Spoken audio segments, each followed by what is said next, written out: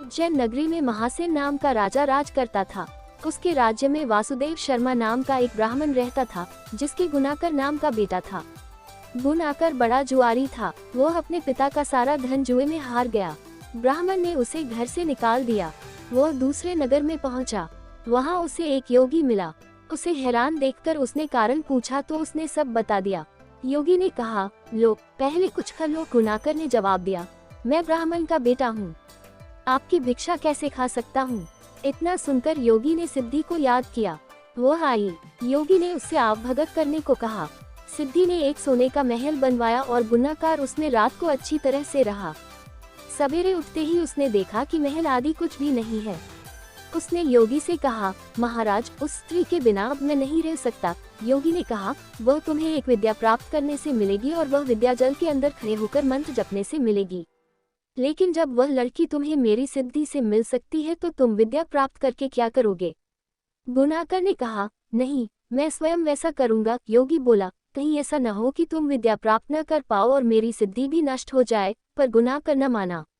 योगी ने उसे नदी के किनारे ले जाकर मंत्र बता दिए और कहा कि जब तुम जप करते हुए माया से मोहित होगे तो मैं तुम पर अपनी विद्या का प्रयोग करूंगा। उस समय तुम अग्नि में प्रवेश कर जाना। गुनाकर जप करने लगा। जब वह माया से एकदम मोहित हो गया तो देखता क्या है कि वह किसी ब्राह्मण के बेटे के रूप में पैदा हुआ है। उसका ब्याह हो गया, उसके बाल बच्चे भी हो गए। वह अपने जन्म की बात भूल गया। तभी योगी ने अपनी विद्या का प्रयोग किया। गुनाकर माया रहित होकर अग्नि में प्रवेश करने को तैयार हुआ। उसी समय उसने देखा कि उसे मरता देख उसके माँ बाप और दूसरे लोग रो रहे हैं और उसे आग में जाने से रोक रहे हैं।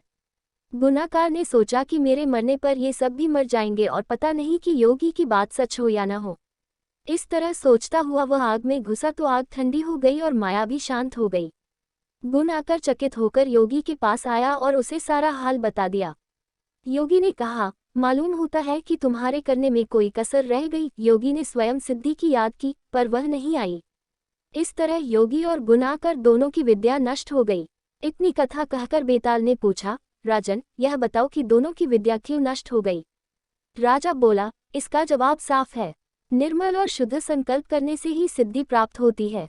गुनाकर के दिल में शंका हुई कि पता नहीं योगी की बात सच होगी या नहीं। योगी की विद्या इसलिए नष्ट हुई कि उसने अपात्र को विद्या दी। राजा का उत्तर सुनकर बेताल फिर पेड़ पर जा लटका। राजा वहां गया और उसे लेकर चला तो उसने यह कहानी सुनाई।